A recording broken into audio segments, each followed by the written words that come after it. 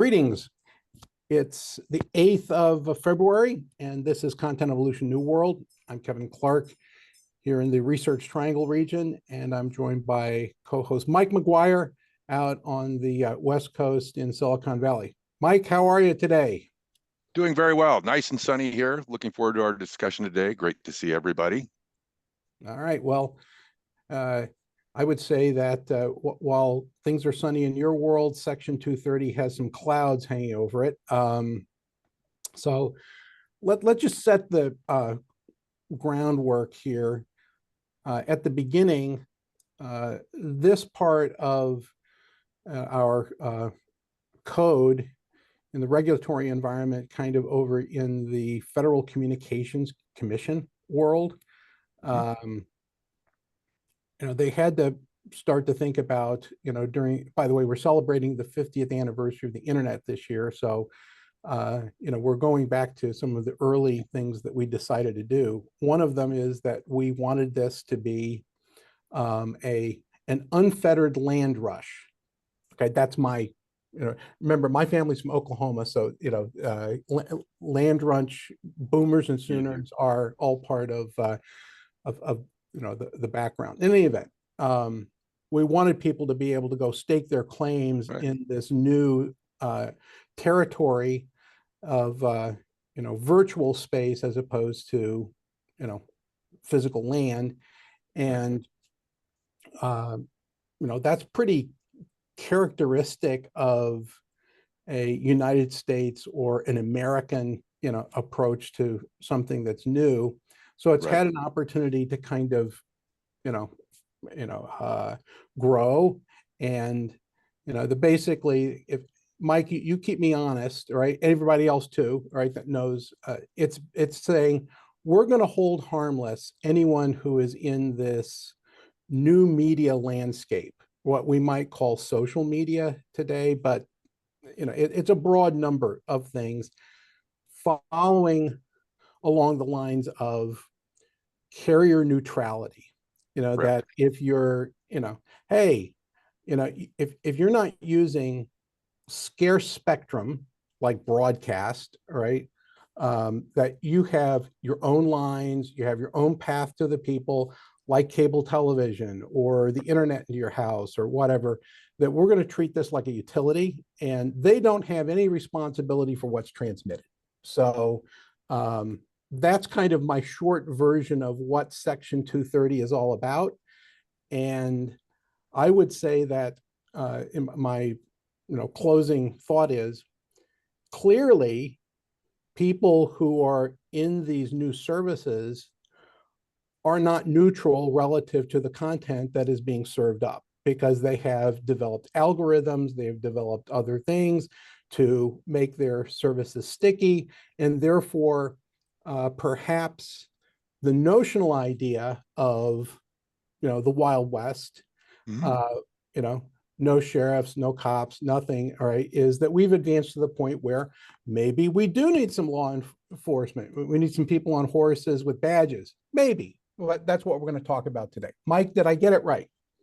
Oh, I'd say that's a nice one. It's a complex set of issues going on. It's, that Telecoms Decency Act, which was part of that larger Telecoms Act, that also gave us, at the same time, gave us 230, gave us the Digital Millennial Copyright Act, if any of you remember that. I spent a good deal of time working on that, not on the legislation itself, but some research I did back in the past.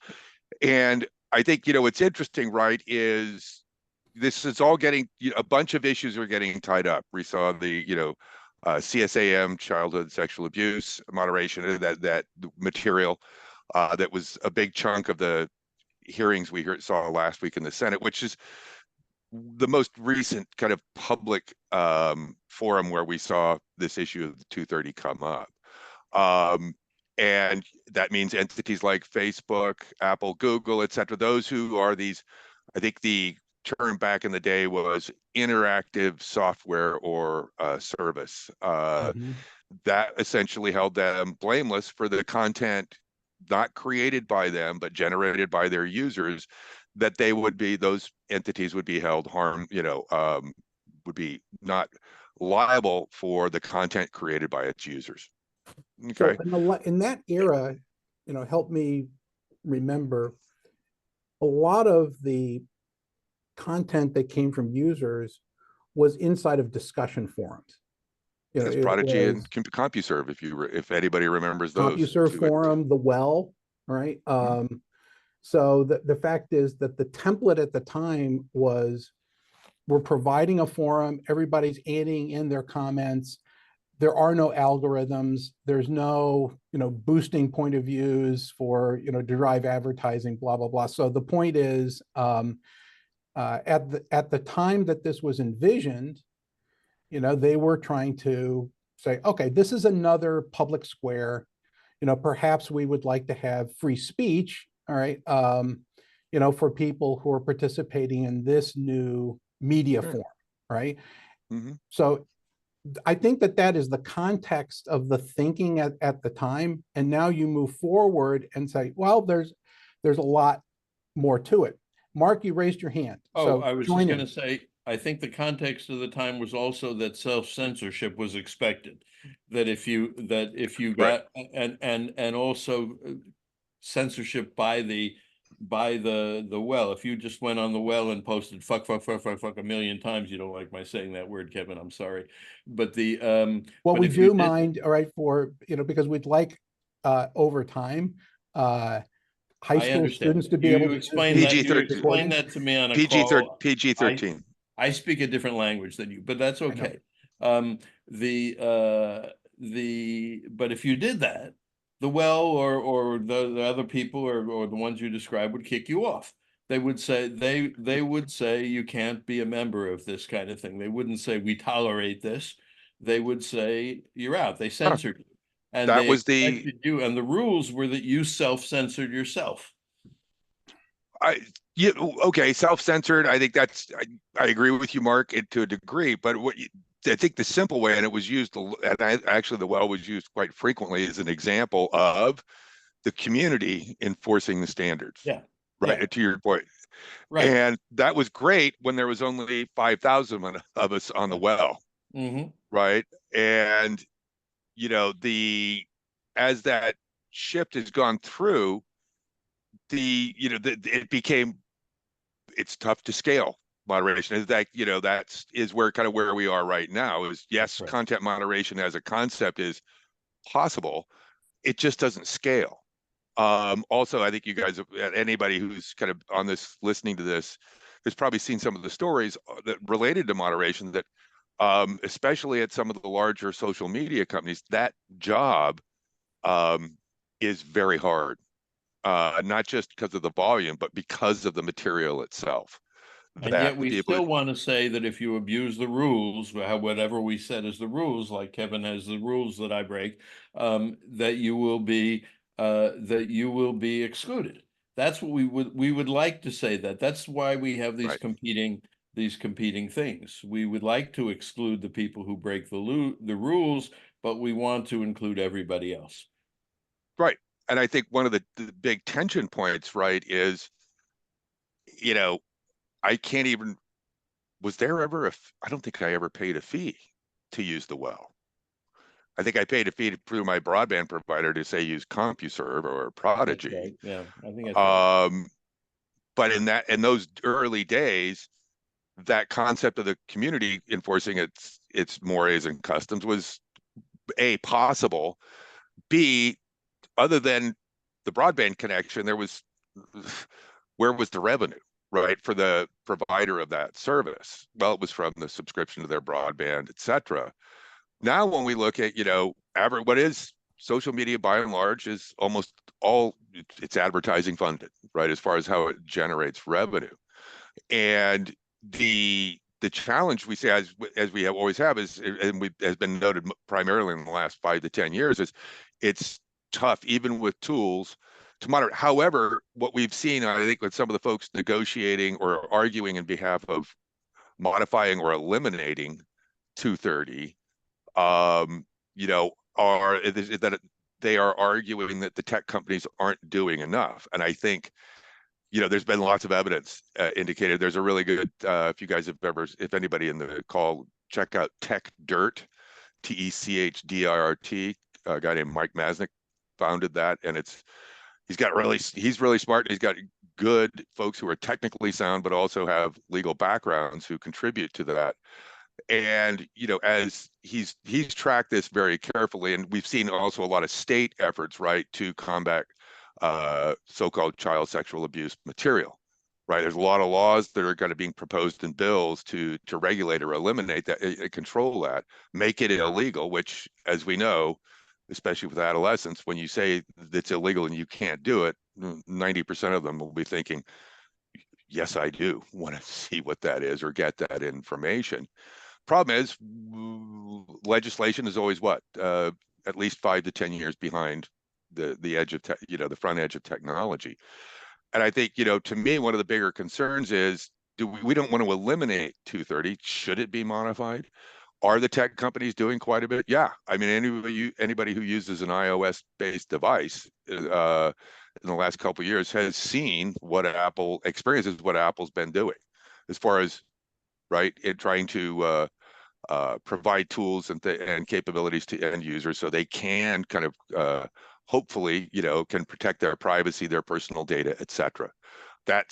I'm sure maybe some of you've heard, there have been instances where family photos have been blocked by Apple because, your son just sent you the first pictures of, your grandson's first bath, right? That's a coarse example, or you're going to at a very high level, but that, fine tunes itself over time, right? That Apple is, people can note that this is actually, my kid, my grandson, etc.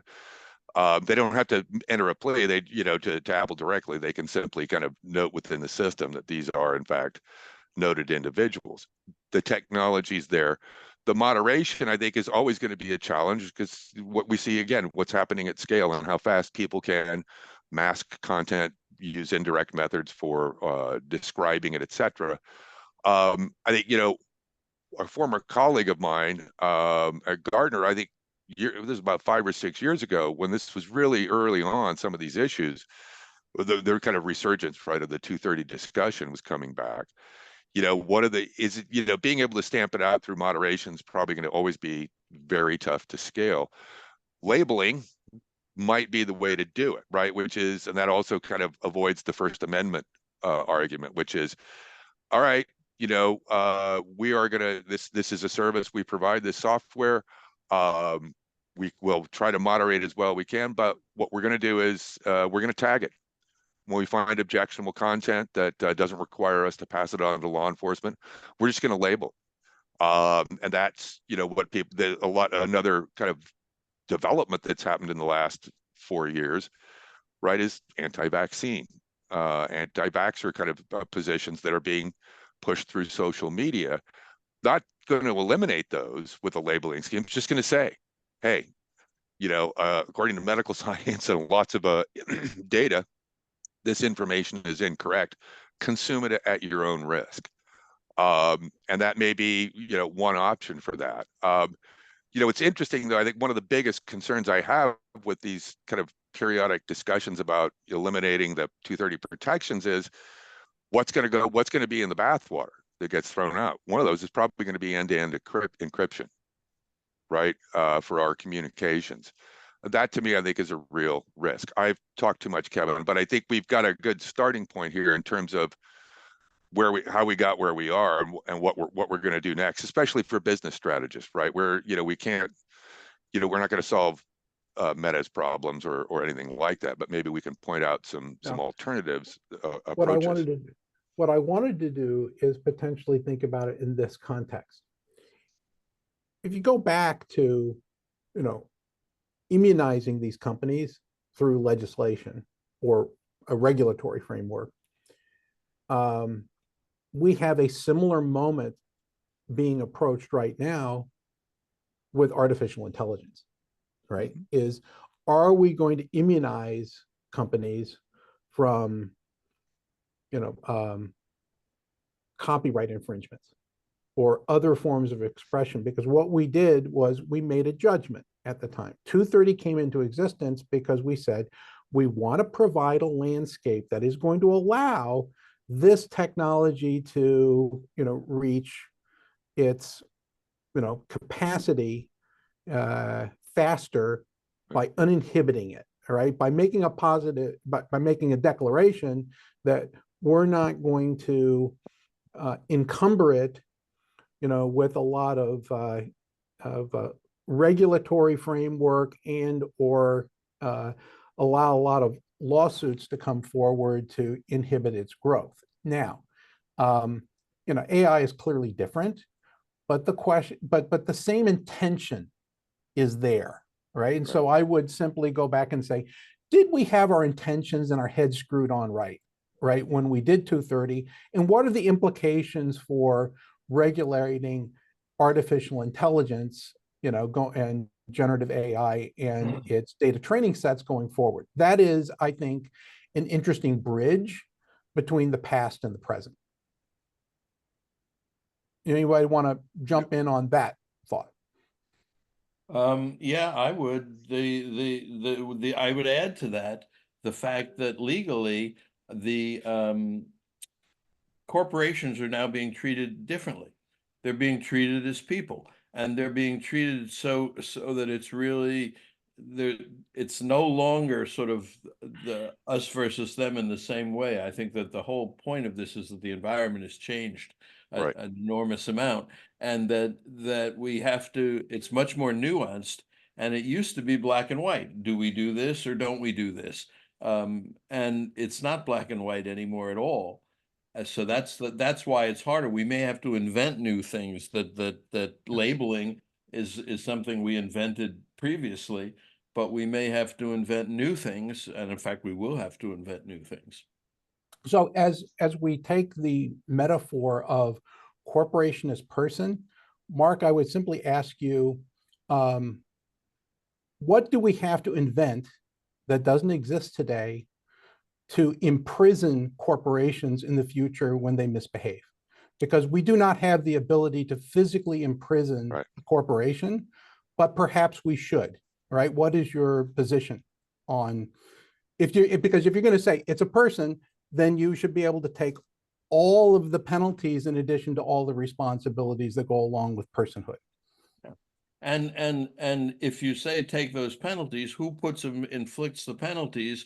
Those are governments. And now that the corporations are becoming quasi-governments, that they have equal power, that they are Apple at $1 trillion is the same, is bigger than most countries. That becomes a real. I don't know the answer to that. I don't. So it's going to be a real question because we're resorting the world. I agree. I'm just being provocative. No, I agree with that. And I was just reading today about somebody wrote a piece that says why the heck can't the U.S. secure its southern border? And the answer to that is we don't want to. Half the people do, half the people don't. And there's a lot of value that has come into the U.S. through immigration, blah blah blah. So here we have competing interests. And what is the mechanism that we have for balancing competing interests? It keeps changing. We're stymied in Congress, we're stymied in Palestine, we're stymied in a lot of places. We just don't know yet, and we have to invent. Okay. Let's get some other voices in here. Mac, Rick, Bruce, glad to have you with us. Anyone want to chime in on at 11:20 in the morning Eastern? Rick, Rick and Mac, your mics are open. Jump in. From my perspective, I've got some firsthand experience with all of the platforms relative to content moderation that Mike was talking about, and some really deep understanding of the challenges they face with a global audience that has a number of bad actors in it that are trying to utilize these platforms for whatever agenda they might have. And it's up to a very small number of people at these companies trying to protect that. The question then, is, as we are in an age of AI now with generated, with videos that can be manipulated, as we've seen with some celebrity videos that were posted and required emergency efforts by some of the platforms to take down these obscene Taylor Swift. looking videos. I think the issue continues to grow, even more so, and it becomes a bit of a national security issue across the globe, as you have election interference, or you have attempts to to do different things utilizing these technologies that cross borders, and it's almost impossible to track down some of the bad actors on that. So the question is it fair to are there other means of enforcing rules for, or litigate, or laws in some way that is comparable, whether it's driving laws, whether it's telecommunications laws, whether it's banking laws that cross borders. Those are my thoughts on that, is trying to figure out a way that provides an infrastructure that allows it to go, to address a global issue. Okay. To build on Rick's point. And this- laws in this context represent consensus. They don't, that's what they really represent, is should we have, we have a consensus that the roads should be safe. We need consensus of what can fly through the air. We need consensus, in what territories. If I shoot a missile from my place and it lands in your place, what have I violated? And so we're building all these in a new environment, a totally new environment. We're building all these different consensus, and the question is, can we? Okay. So Mark, perhaps you didn't hear, I was asking Mac to join us. So, okay. Mac, you next, then Mike. And Mark, thank you for that perspective. And Rick, I think in any situation where, if you go back to the Wild West analogy, there was almost one punishment. Cattle rustling, hang them. Murder, hang them. There was an outcome. And as this space becomes more and more complex, we're going to have to be more specific and isolating in how we think about how rules are created and enforced. So what we would have discussed relative to child pornography, how that is addressed may very well be different than how we deal with subversive, whoever gets to judge that, political points of view. And there's going to need to be more discreteness and specificity in order to make this more like how you would deal with a physical environment and government than a virtual environment and government. Mm-hmm. Mike? No, I think, Mac, it's interesting because you're talking about, as we talk, your kind of historical examples, right? Those were things that could be objectively observed by anybody, right? Within, I guess, a couple of miles of where the hanging was, or the crime occurred, right? And now we have to, it's back to the word. To me, it comes back where I was, as you finished, was it's going to come down to, there's the whole dichotomy, right, between how I judge a person based on his or her words versus his or her actions, right? And words, as we know, can harm to a degree, but not like a bullet can. And I think in that sense, the actions that we have as individuals, yes, we have a certain amount of freedom to do that, but we have laws, and as Mark points out, we have consensus on a number of issues where personal actions or group actions are, if not controlled, at least punished, right? And people can learn from that or not. And I think this is when we come back, when I think about, the fact that if 230s go through, we quite likely lose end-to-end encryption as individual citizens.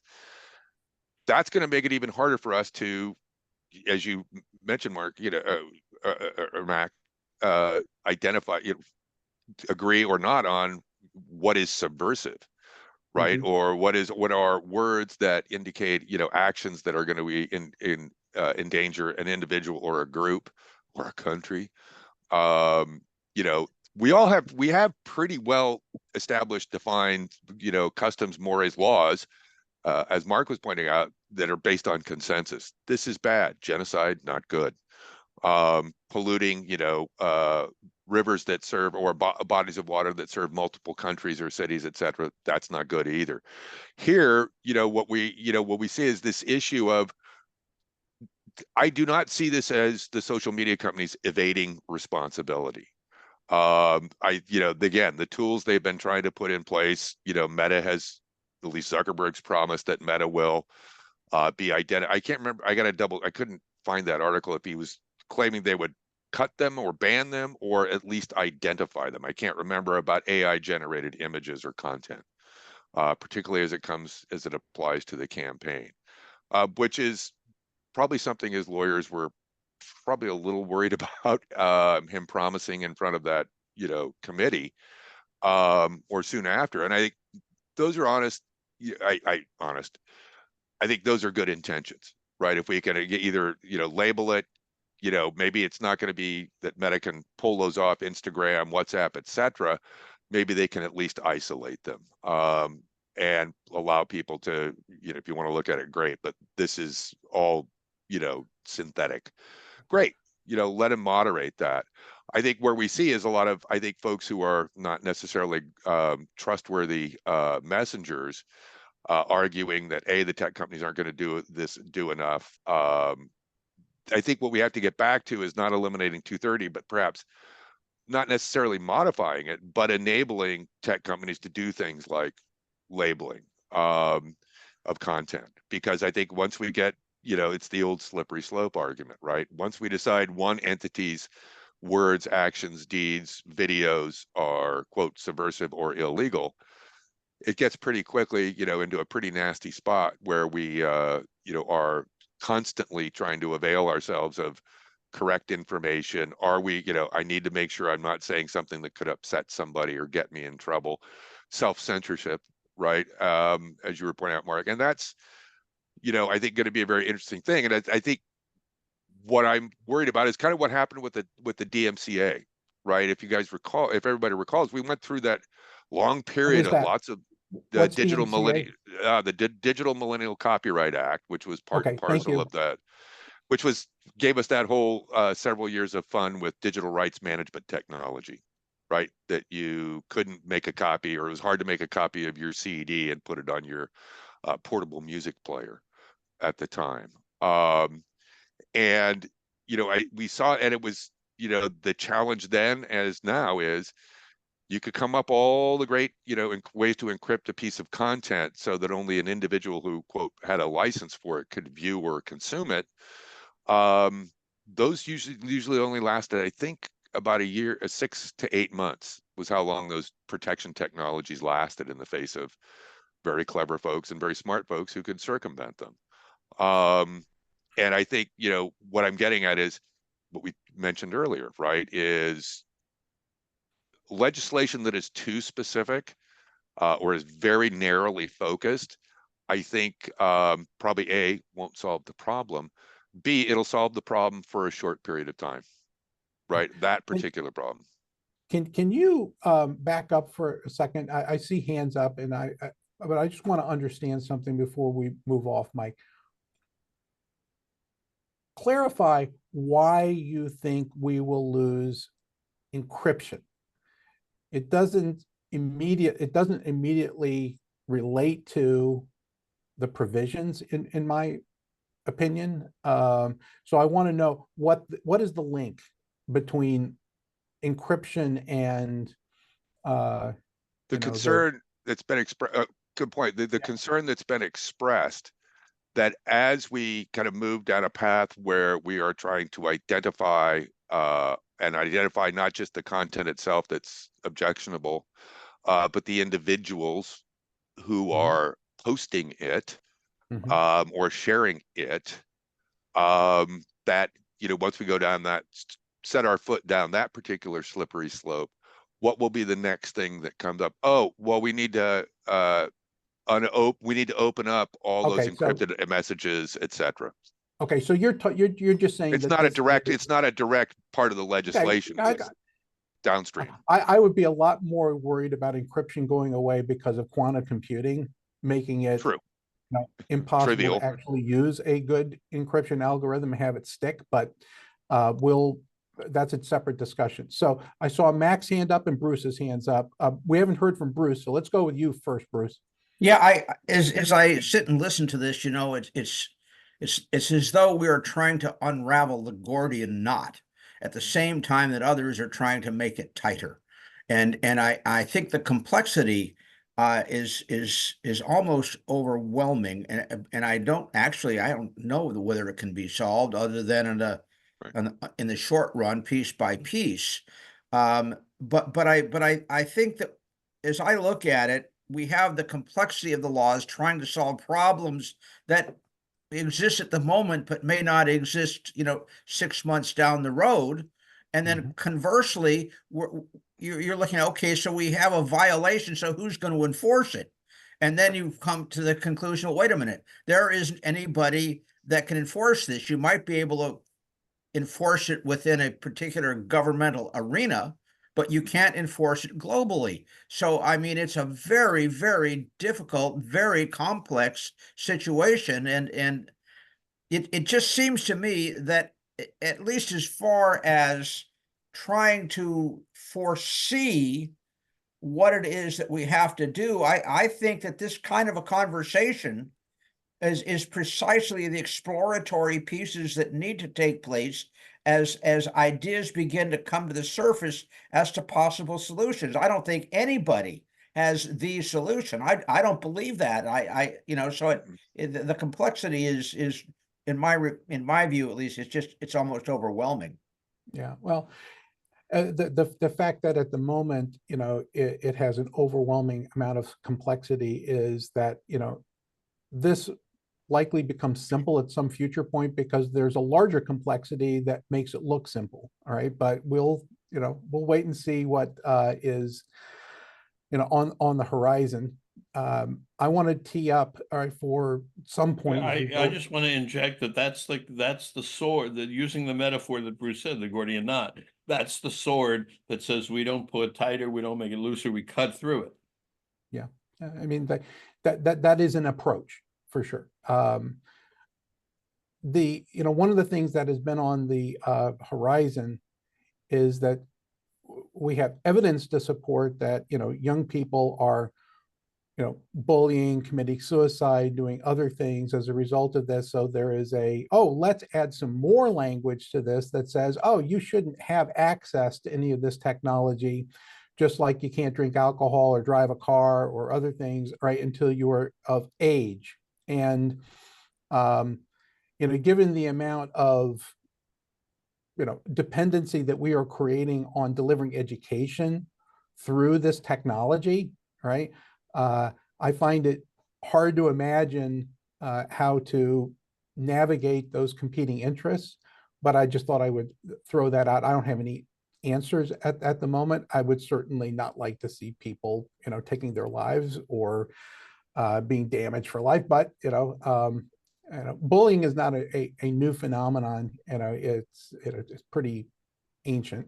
So Mac, you're next. What's up? Let me try to get the thought back into my head. This is an amazingly interesting conversation of which there is no one answer. But I do think we have to do, and you almost have to look at it country by country, or blocks of laws by blocks of laws.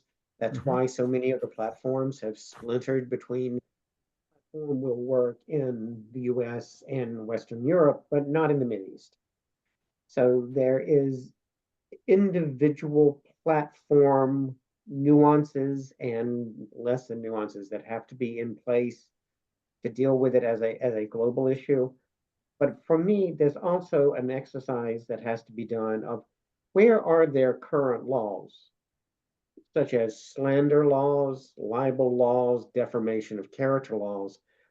which need to be ratcheted up or expanded to cover categories of the kind of issues that we're talking about?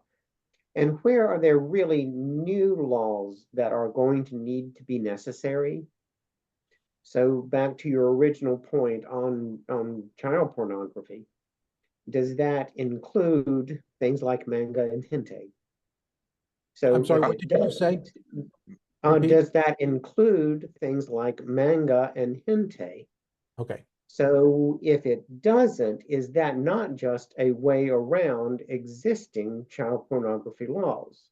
Mhm. So there needs Uh, to be greater clarification within classification. Yeah, look at how much The Simpsons has been able to get away with as a cartoon, as an animation. If it was done with actual actors, right, you would never be able to get past standards and practices, right? Right. So the fact is, we know that that medium does provide a certain amount of suspension of disbelief that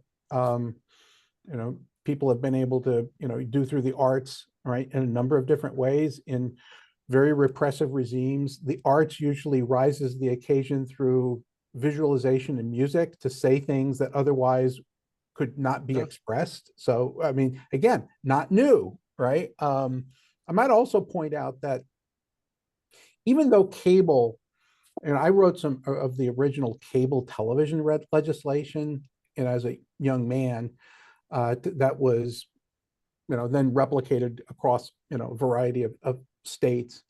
And standards and practices is still in place, even though cable is relatively, unregulated. You can say whatever you want to, watch the kind of content that you might watch on, say, an HBO. But, if you go over to Lifetime or you go over to the Hallmark Channel, they've got standards and practice. They all have standards and practices because there's an expectation of their audience that they're trying to capture, that when you come here, this is what you can expect. All right. So Right. while It's part of their brand. HBO has a certain, there are still things that people on HBO, right, that, a team will say, that's past our threshold of tolerance, or you can't do that. All right. And you don't see it, you don't understand it because it never gets on air. You don't know what that point is where they say, now you're damaging the HBO brand. You can't do that. All right.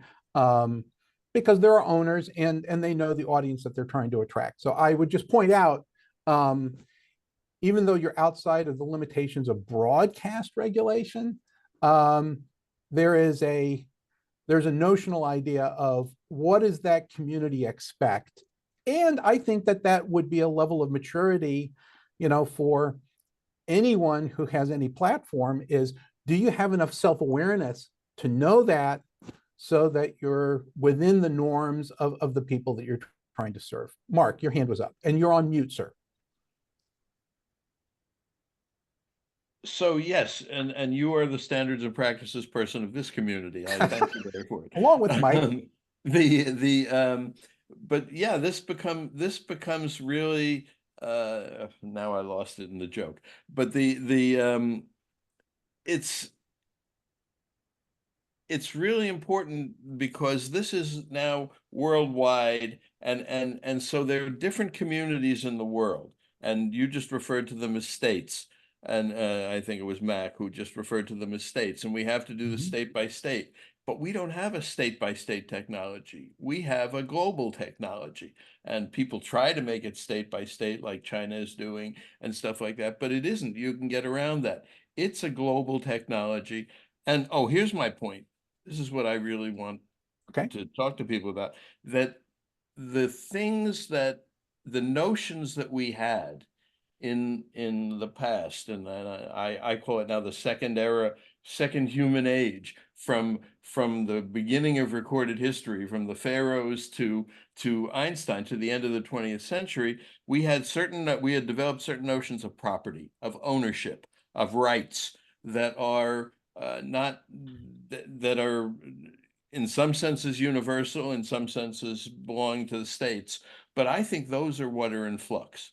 I think the fundamental idea of what the rights are, who's entitled to property, who's entitled to intellectual property to own it, all that stuff is going through enormous flux in our times, and that's why we're having so much trouble with this stuff. We're Yeah, going to I have mean- to reinvent those things. Yeah, I agreed. And as I've, said to, handful of people, and I'll say here on this forum, that the simple notion of eminent domain can be taken to an extreme, right? And, if you were willing to, use that, right, that, there's a beneficial use for every piece of property, right, in any place that has sovereignty, you could apply eminent domain and take possession of everything, right? If you were to make that argument, we have, by Moray and by Norm, have never applied it that way, right? But just be aware, right? Slippery slope. That's all I'm going to say. Exactly. I want to add to that, because there is a place where we do that. I've often offered an intellectual property eminent domain. The military has that. If you invent something that the military thinks is really important to them, they can take it from you. They take ownership, they compensate you, but they take ownership. So there is military eminent domain. Yeah, well, I mean, every community's got it. Every state has it. I mean, if you want to build a highway, right, eminent domain allows you to confiscate the property so you can build the road, right? Right, but we balance it. So I in know. other words, you go to Mark, court. I agree with you, all right? But it's based on, like I said, it's based more on norms than an extreme application of what's on the books. And let's just leave it at that, because that's a whole different call. All right. Interesting topic. I see that Kyle Shannon has joined us. Kyle, you didn't have the benefit of the first 20 minutes, but you've had the benefit of the second 20. Totally How say clueless. you? I'm good.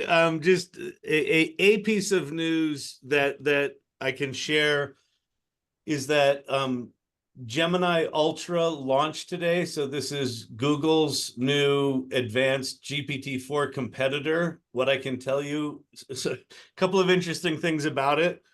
There was no real announcement. It was essentially a zero fanfare event.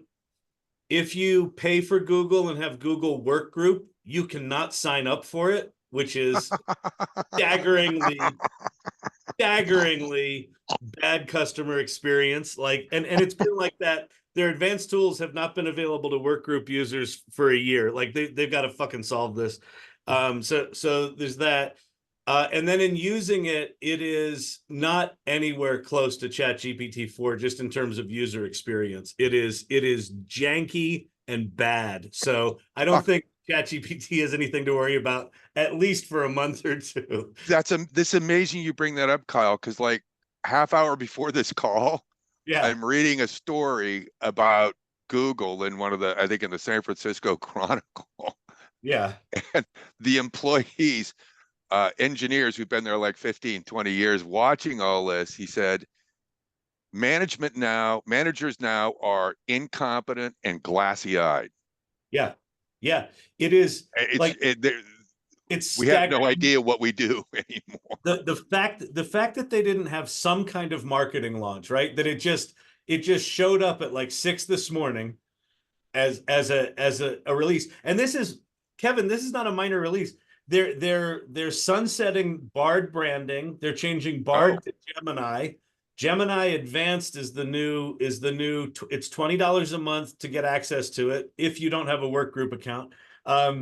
And gemini.google.com is the URL. Like there are some major changes here that they absolutely should have taken advantage of from a marketing standpoint. But what it feels like and likely is you've got an organization that is majority engineers, that has had an effective monopoly for 15 years, that doesn't know how to market. And that I want we've to make talked about that. Yeah. That was a stated thing that remember Larry and Sergey did that about 15 years ago. They said, we're getting rid of all the managers. We just want engineers. Yep. Just engineers. And it Yeah, looks well, And I the would- product functions like that. I would perhaps argue the following, and it's not, is that by pissing off the Kyle Shannons of the world in the way that they just did this morning, it creates its own buzz. That they're tapping into the fact that there is an interested community, there's a hierarchy, right? And that by not making a big deal out of it, right, that you are, right? And that's a strategy, right? I suspect that, No way. No way that they are thinking about it that deeply. Like that's 4D chess. I appreciate you're giving them the Giving them benefit, a lot of credit, a lot of credit. but absolutely not. It's a dumpster fire. okay, well, I'm just saying that I have been, interested in the fact that if we go back to, the original open AI, chat GPT, right? They announced that and it exponentially went off the chart, even though there were previous announcements before that. And I think that people have studied what happened there, right? And the fact is that there is. What do you mean there were previous announcements after previous announcements? No. There were previous announcements of things like ChatGPT prior to the announcement that they were working on things like this and talking about it. But it was different. All of those announcements. I mean, Google did this for 5 or 6 years. They would talk about, "Ooh, there's a new version of TensorFlow out that's going to make it easier for people," and it was never easier. And all the announcements about the GPT-3 playground were all aimed at developers. The ChatGPT was the first thing that was like, "Oh, if you're not a developer, go play with this thing." They didn't think it would resonate, but I think it was largely because it wasn't technical. Okay, well, I'm just saying it is certainly a moment in time that has been studied, all right? And there wasn't I guess what I would say is there wasn't a big advertising campaign that was associated with that announcement, even though there was a hockey stick, right? And we know that there are some companies like Google that for a long period of time did not have to advertise, right? Because the medium that they owned was the advertising, right? And therefore it was irrelevant. So I'm not going to argue, whether they screwed up or not, but I'll argue that you're going to be giving it a lot of attention, right? And so maybe they screwed up, in a way that benefits them in some obscure way, or positive way. All right. We were also talking about, so let's just get your opinion. If you go back in time, Wayback Machine, 230, right? Basically writing down, hey, this is a get out of jail free card. Okay. You don't have, we asked the question before you joined, what are the implications of that as we start to think about writing regulatory frameworks and so on and so forth for AI, right? Do we need to make a similar, hey, this is the Frederick Douglass Jackson opening of the West, right?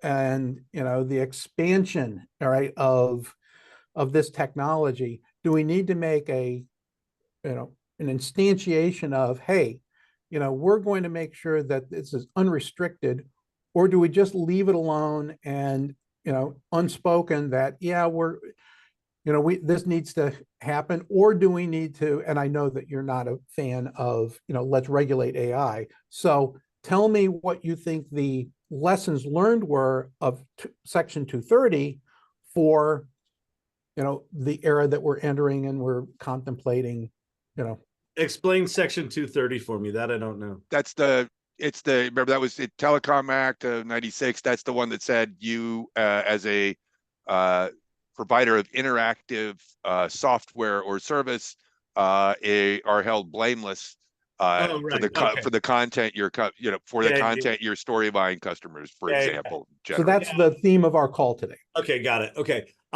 So I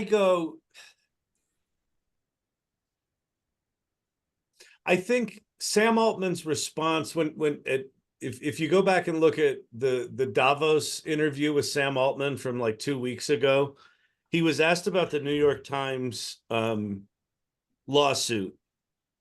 And his response is really interesting because what they're suing OpenAI for is you can't use our data to train.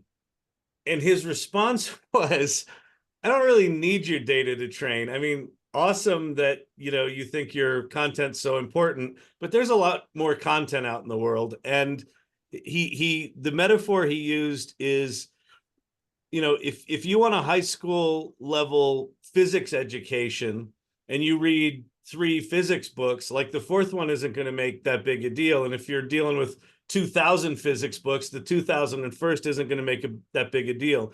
He said, what we were in the middle of a negotiation for, and where I thought we had, gotten close to an agreement, was on the other side, that if someone does a search on OpenAI, I want to be able to reference content and point to New York Times articles as a citation, as something, that here's some trusted news sources you can go to.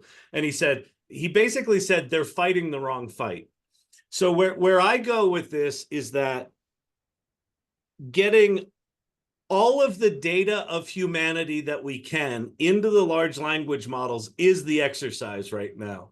And there's a tipping point, and I think we've passed it, at which the training is irrelevant. Like, we need all the information in there, and then this thing becomes the global library, the global museum, the global knowledge base, that you can't pick out piece parts of it in the training. So then I think it all goes to how is this stuff being used, and where do we pay people? So we're not necessarily going to pay copyright holders on, if I make an image and use that, I'm not going to get paid on the usage of it, because there's going to be infinite content made. But maybe I get paid on the generation of it, because I have cut one of these deals that says, okay, there's IP in here that's valuable. Okay, so let me just pose just a theoretical here that is really underway. All right. So, for things that are, New York Times, hey, it's printed, I can read it, I've got a subscription, but, there's fair use, blah, blah, blah, blah, blah. So maybe this is a case of fair use. Where do you stand on other countries? We have some notable candidates. I won't name them here, but that do corporate espionage and steal intellectual property and use it in their databases, their development, and so on and so forth. Is it your position that also is moving into an arena where that ought to be fair use too? Because, a lot of human knowledge is behind firewalls, is behind paywalls, and so on and so forth. There's only a fraction of what we know as humans that's available out in the public domain. All right. A lot of that stuff is domain knowledge that belongs to governments, belongs to corporations. So are you also of the opinion that stuff ought to be going into that global knowledge base? No, not that it ought to, but I think the thing that the world we're entering is that, so to be clear, Kevin, anyone that wants to get to that proprietary data is likely getting to it. There are probably very few, private, data repositories that haven't been breached already, right? However, the amount of people that can do that work and do that espionage is very, very small, right? You have to be a state entity or a really powerful corporation. The thing that's changing is all of that skill and technology is being democratized. So I don't feel that private data should go public, but I think that when you go from whatever, 100 people in the world that can do that kind of espionage to 1 million people in the world that can casually do that kind of espionage, I think it just naturally will. I don't think that data will be used to train the core models, but I think, you know, the idea of all of that data being safe and proprietary is going to get very thin very quick. Okay. Just as a result. So, okay. Thanks for perspective there. I have some, I mean, working on some hypotheses in that arena about, you know, what happens when certain, you know, domains of knowledge get unified and breached, right, as a result by, you know, certain actors. yeah, I think we're going to see a series of dominoes, and like once a handful go, then I think a lot go. Well, Kyle, as you were speaking, I think the one thing that came to mind is you mentioned, and Kevin had mentioned fair use. I think one of the dominoes that'll be interesting, the possible dominoes to watch, is what's going on with Universal Music and TikTok. Yeah. Right. Which is Universal said, all right, you're not giving us the cut we want. It's out. Now, I would imagine the TikTok will continue to be just fine. Well, TikTok's gonna be able they'll keep finding music. They'll keep finding music to use. Maybe they'll go out and provide tools that allow, I think they're working on this. I think I should ask a friend of mine. You know, they'll come up with it. They'll license Boomy. They'll license one of the AI gen music tools and just say, here you go. Go make use this. Go make your own. Sounds like. Yeah, exactly. That's the thing is Universal is protecting last year's technology, right? Like exactly. And you know, that 0.005 penny that you were getting Universal Music, now you're getting nothing. Yep. And your artists are getting nothing. And I think what you'll see is you'll see artists start to squeeze out from that. Like I noticed Sheryl Crow is now putting she's singing live on TikTok. She's recording acoustic versions of her song. She basically said, because Universal pulled my music, maybe now's a good time to just sing some songs for you. And she's basically going through her catalog and Taylor Swifting it. Yep. I think you're going to see some artists squeeze out from their contracts and go, well, fuck it, I'll just go to TikTok directly. Well, yeah, because they are effectively saying, the artists are saying, why are you leaving my money on some money on the table for me? Yep. With no alternative. Right. Exactly. You're now, you know, there's probably going to be a case made by some lawyers for some musicians. Say you've what's the legal term? Abrogated my contract. You're now, you know, in violation of the contract I signed 10 years ago. No, the only thing, here's my prediction I'm 100% confident on. It's just going to be a mess for 20 years. Oh, yeah, it's yet again another example of the Full Employment Act for copyright and IP lawyers. Yeah, I mean, exactly. So if you you know, here's another thing is, did you see the Grammys this last weekend? Power was out. I missed it. So good. I'm trying to remember who the Tracy Chapman. Tracy Chapman and Luke. Older. Joni Mitchell. Joni Mitchell. Yeah, the Joni Mitchell. I mean, I had tears. Okay, watching her do that performance, and I realized, okay, you know, very mature woman. All right, at the end, you know, probably suffering from some dementia, right? That the only reason she could do the performance was she had a teleprompter up and she was, you know, this was just something burned into her, you know, being.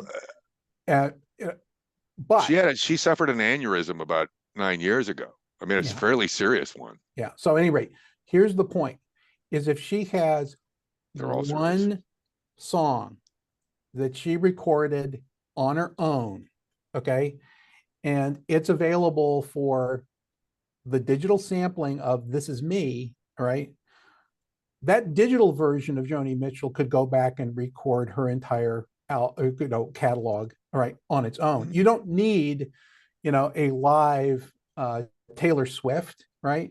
You need a sample that you own, that you can train the singer, right? And then you can go back and re-record, you know, the album from the earlier version of Self, right? And that is going to happen too. Well, I think fans are going to do it. Absolutely. I'm just saying that there's a lot of the, who owns, that particular performance. Yeah, well, that's right. That particular instance, yes. But can I get a lot of new versions coming out? Yep.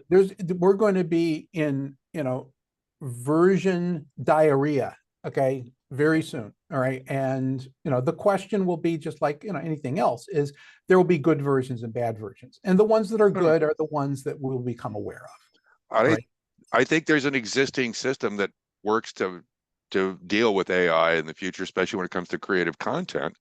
It's been in place for about 15 years. It's the systems that's used by samplers and hip hop and DJs. It's called stems and links. And you can have this, here's the funky drummer sample from James Brown's band, or the Purdy Shuffle or whatever. And you can license that. And here's the thing. This is to Kyle's point earlier. Whether Kyle and I do stuff with our AI tools and we just like share it with each other or maybe post it on a site, if it's non-commercial, right? If he and I aren't extracting revenue from visitors to the site or advertising, do whatever the hell you want. Yeah. I mean, start making money. It's check this box. And it's like buying something online these days, right? It's like, I need $1.50 and it's for global and I'm probably going to try to make some money off of this. Here you go. So the Yamaha Vocaloid technology in a future instantiation is likely to be full representations of the performer, right? As opposed to being an anime. Mark, you had your hand up, and that we're going to wind up here in 60 seconds. So you're on mute, sir.